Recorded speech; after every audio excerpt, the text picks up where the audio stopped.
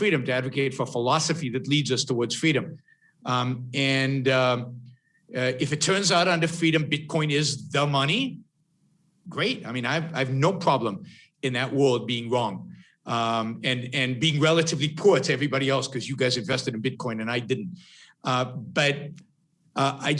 don't think that it is the way in which you convince people to advocate for freedom. And to the extent that it diverts attention from the educational programs that need to be engaged in order to change the world, I think it could be a detriment. So my focus is on education, educating people on the value of the philosophy that is required to establish freedom and to sustain freedom long term.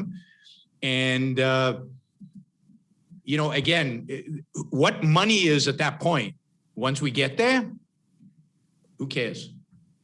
I hope we can get there with help of people like you, and I'm glad that we have also supporters of the philosophical freedom. Stephan, we heard a lot of arguments why Bitcoin could become money or refutations to some suspicions or doubts or other foods.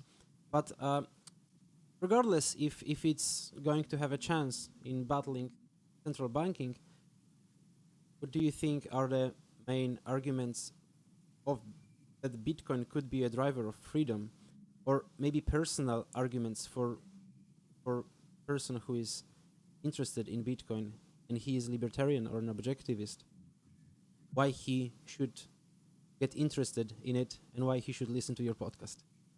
All right. Yeah. Look, I think at the end of the day, we can talk until the cows come home, but there's a lot of people who fundamentally don't care because they are getting a benefit from the current system. They are either working for the state or they are working in a business that is protected by the state or only exists because of the state.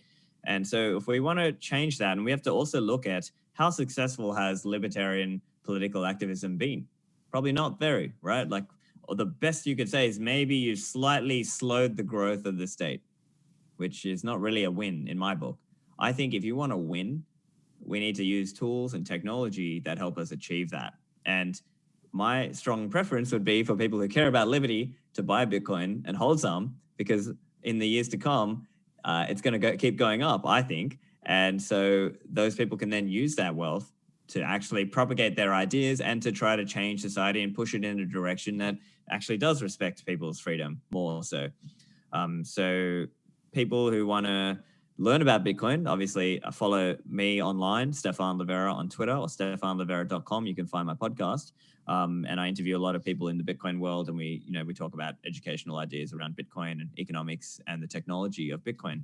Also just while we're here, I just want to say thank you to you guys for hosting me. And Yaron, clearly a very intelligent guy, and you've really thought through a lot of this stuff. It was great to chat with you, and even though we disagree on a few things, but I think it was a good disagreement.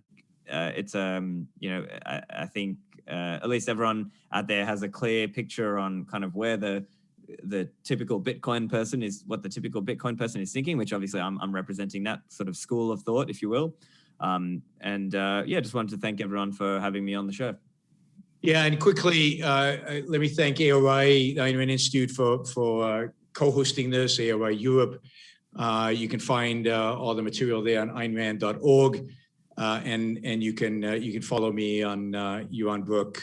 Just Google me; it's easy, or YouTube or anywhere else. Thank you. It was interesting. Another time, I'll try to elucidate on why business requires a state, but that's a whole other discussion about why anarchy is not workable. Tomek, thank you. Yes, I know Sergey is shocked. But I did that debate on anarchy in Poland. You need to go find that on YouTube. So a good Polish anarchist debated me a while back. And there is, so Tomek, you wanted to say a few closing remarks, and we'll My closing remarks are for the audience. We all know that there is not that much disagreement between these two gentlemen here.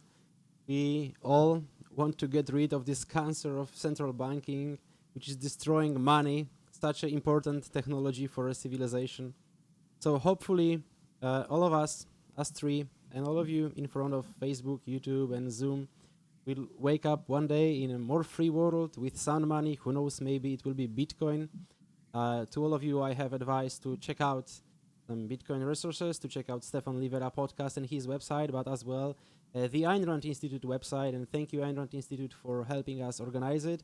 Thank you, Yaron, for this. You can check Yaron Brook at yaronbrookshow.com, and there is all the necessary links. You can support the show of his and the show of Stephan Livera podcast at stephanlivera.com. My Twitter is kolotom99. So I'm on behalf of Objectivism PL Poland, but different ventures promoting Bitcoin and freedom. So all of you people, be healthy, be free. Thank you, gentlemen, for joining us in this conversation. I'm leaving the Zoom room open, so maybe somebody would like to stay and chat. Have a good night. Take care.